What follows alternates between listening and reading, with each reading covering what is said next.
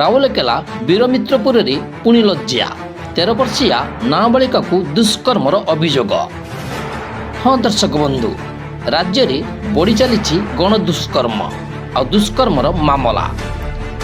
ଧଉଳି ଲଜ୍ଜାକୁ ଗୋଟିଏ ସପ୍ତାହ ହୋଇନଥିବା ବେଳେ ରାଉରକେଲାରେ ପୁଣି ଲଜ୍ଜା ଖବର ସାମ୍ନାକୁ ଆସିଛି।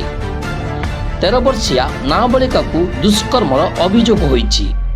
ବୀରମିତ୍ରପୁର ଅଞ୍ଚଳରେ ଘଟିଛି ଏପରି ଘଟଣାରେ ଅଭିଯୁକ୍ତ କୁଲଦୀପ ହାସଦାକୁ ଗିରଫ କରିଛି ପୋଲିସ।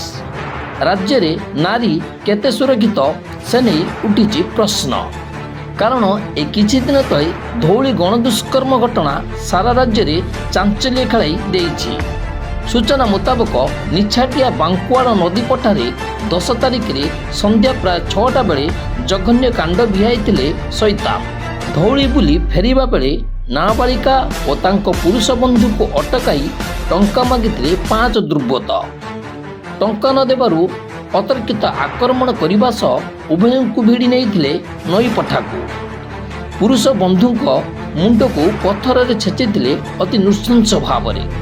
ନାବାଳିକା ଜଣକ ବଞ୍ଚାଅ ଚିତ୍କାର କରିବା ସହ ଗୋଡ଼ ଧରି ମଧ୍ୟ ନେଉରା ହୋଇଥିଲେ, ହେଲେ ଶାନ୍ତ ପଡ଼ିନଥିଲେ ସୈତାନ। ବର୍ବରତାର ସୀମା ଟପି ନାବାଳିକାକୁ ଗଣଦୁଷ୍କର୍ମ କରିଥିଲେ। ଆହୁରି ମଧ୍ୟ ମୋବାଇଲରେ ଫଟୋ ଓ ଭିଡ଼ିଓ ନେଇଥିଲେ। ମୁହଁ ଖୋଲିଲେ ଭାଇରାଲ କରିବାକୁ ଧମକ ଦେଇଥିଲେ।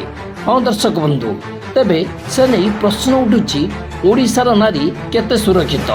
କମେଣ୍ଟ ମାଧ୍ୟମରେ ନିଶ୍ଚିତ ଆମକୁ ଜଣାଇବେ। ଦ ରିପୋର୍ଟ 3KYT।